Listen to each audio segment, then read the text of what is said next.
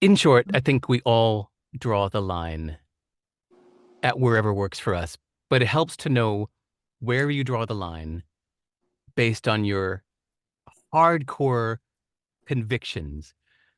Because where you draw the line, that says what you're not going to question. Like these things are off limits for questioning. These are not up for discussion. This, for me, is an absolute. Then everything else is up for reframing. And by the way, I don't want to sound like I'm just talking about religion with this. For me, the importance of being with my son is not up for negotiation.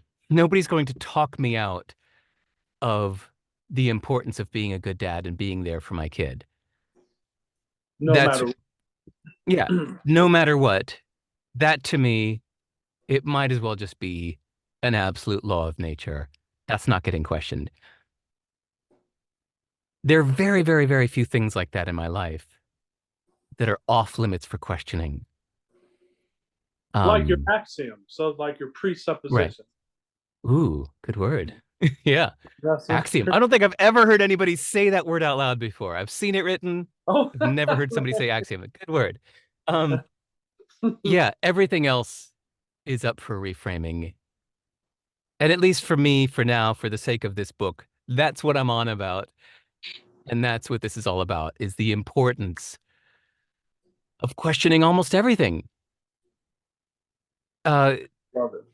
for peace of mind, for effectiveness, um, to just be a more effective, happier human. It's really useful to question norms, question things like obligations, I love loyalty. that. Yeah, I think a lot of people have grown up in an environment of guilt where their parents told them things as if they were absolute truths, but in fact are just beliefs that were useful for their parents to try to instill in their kids for their own uh, subconscious gain. Uh, that a lot of people are living quite unhappy lives because they're taking obligations as absolute truths. Um, and they should, I'm not saying they're all wrong, but I'm saying they should be questioned. It's not the only answer. So, yeah. Absolutely. So, just for the final part of this, getting into like brass tacks, benefiting from some of Derek Sivers' business acumen as well as applying some of these philosophies. So, do you invest at all, or are you into any of that field of investing? Or I don't do any speculation where I say like, hey, I think this stock is going to go up, but this one's going down. Or, it's got a bright future as this company. I never do that. And I don't know why I had to put on that voice to say those things. Um, but uh, I am 100% invested in the stock market in general. Like I basically have 100% of my savings in ETFs that just represent the entire world economy. It's like 13 ETFs getting everything from, the US market, the non-US market, the European market, the Asian market, the commodities, real estate investment trust, whatever. I just wow, read like 4 or 5 books on investing that just gave some wise advice on how to not speculate at all, to not think that you know anything that every investor at um, Goldman Sachs knows. I don't know anything that they don't know. So therefore, I am not going to compete against them. It's a nice reminder that anytime you are buying a stock, that means somebody else smarter than you is decided it's time to get rid of that stock. That's why they're that's a selling it great to way to you. look at it. And I just assume that I am stupid and know nothing. Also, I just don't care enough to know anything that everyone at Goldman Sachs or Bank of America doesn't know or knows. And so therefore, no, I'm invested in a broad representation of the entire world economy. That's So all. you don't really follow economic news or where the world's going, and then Doesn't That's matter. that's a good thing. It doesn't matter because eventually it Because, always goes up in the end. Hopefully, yeah, and the whole idea of following the news, I mean, for one, that's just, I don't want to live that way. That's the biggest point here. But also, it implies that you're going to like figure out some strategy based on like, oh, I just saw something in the news that oil barrels are such and such, and that the leader of China just said this thing. Well, guess what? Like the bots that are managed by BlackRock or whatever were on top of that news in milliseconds. It is too late. It's already been factored into the market. You're never going to, or it's safe, it's better to assume that you're never going to outsmart the market. it is better. Oh, no. And there's an author that there's a book called The Intuitive Investor, and I recommend it to everybody. And I'm actually having the author on for an interview in the next few days. But his whole spiel is that the left brain and the right brain, obviously. Well, all of the left brain information, like this stock's going to do this because the numbers are this, everybody knows that. And a lot of people smarter than us know that. But the right brain is basically the mechanism that's going to be able to tell you what to do in a more intuitive way. And he talks about that. So don't necessarily follow the information, but try to follow your right brain. I don't know if you resonate Hmm. with that at all. Absolutely not. Absolutely not. I feel the opposite. I think my favorite uh wise investment advisor is William Bernstein, who's written some books Oh, called yeah. The Four Pillars and Investor's Manifesto and some others. Uh Splendid Exchange, I think he wrote. Is that it?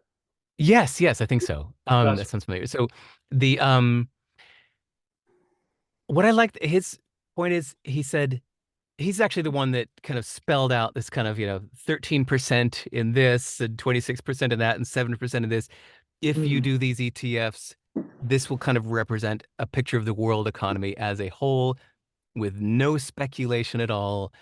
And he said, then all you have to do is rebalance back to your asset allocation. He said, then investing becomes not a matter of mood, but just a matter of math. You've just got your spreadsheet telling you what your asset allocation is. Try to keep to about 13% of this and 7% of this and 5% of that and 8% of this. And that's it. And no matter what your intuition is telling you, no matter what your mood is going, I don't know, things are looking freaky here, man. I think I might want to get out of the stock market. No, you just leave your moods and emotions and intuitions out of it completely. Just stay balanced to the spreadsheet, and that's it. I follow like the that course. works for me better. And so just finally, I don't know if you're familiar with the Early Retirement Extreme. It's a great book, but basically he talks about, have you read it by No, not Jacob? the book, but just the idea. But he basically talks about living like you, living as cheaply as you can, and then you're able to retire within 5 years instead of within like 30 years.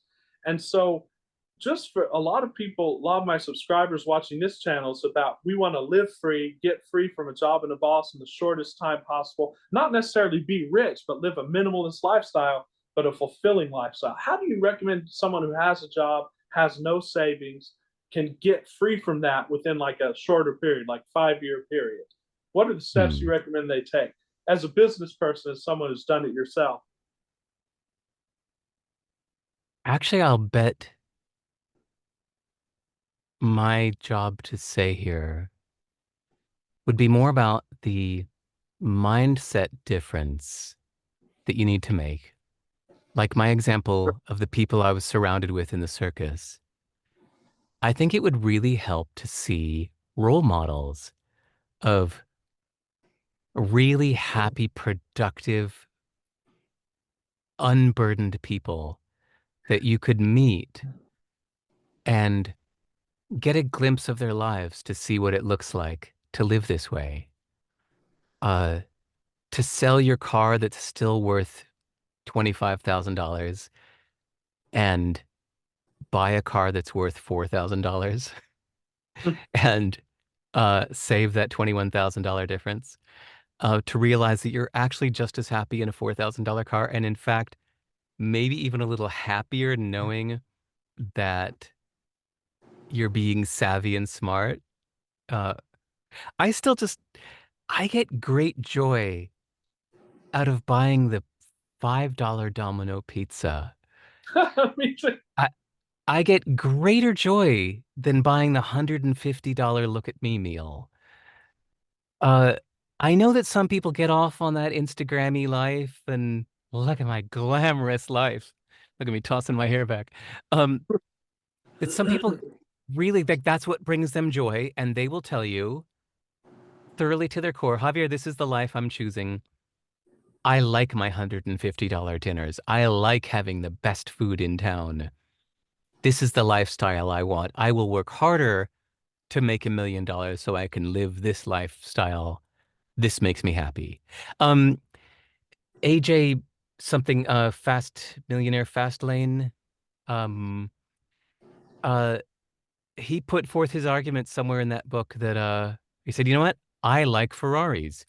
I like fast, expensive cars. They make me really happy. He said, you can tell me that I shouldn't be driving it, and I will ignore you because I know myself. I know that this is what I like to do.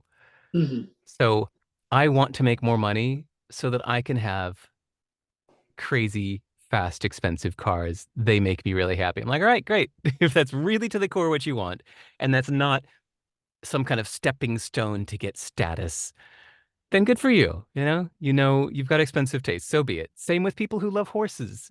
Same with Mhm. people who love, I don't know, going to see the Titanic underwater. But for the rest of us that could be happy reading books, being with friends, um, life can be very cheap. And so my my concrete advice is not some like, hey kid, here's how to make more money quick. It's, hey kid, here's how to be happier with having less. And I think it comes from getting to know more people that have successfully made that choice. Mentors, Or peers. They don't peers, have to yeah. even be, you don't have to think of them as mentors, just knowing other people that are happy living with less, I think is probably the best thing you could do. And that's very stoic. And Mr. Sivers, I think it was a great interview. We covered a lot of ground here. That was Javier, that ended up being one of the broadest interviews I've done. From you asking me if I was single to stock market investing to Krishnamurti. Thank you for being such a broad interviewer. That's why when you emailed me, I say no to more interview requests than I say yes to. And when you interviewed me and Oh I checked wow. out your stuff, I went, okay, this guy's cool. Yes, I would like to do your show. So thank you for having me. And anybody listening to this, um, I really love meeting strangers from around the world. I actually really love my email inbox. I live on an island in the middle of the Pacific Ocean. It makes Of me course. really happy to be connected to people from around the world. So send me an email, introduce yourself, go to my website. I don't do social media, just go to sive.rs. That's my website and say hello. All right, well, Derek, thank you so much, and maybe we'll talk again. And look forward to seeing you. I I hope wish you so. Thanks, success with Javier. your new book. Thank you very much. Thanks a lot, and we'll talk soon.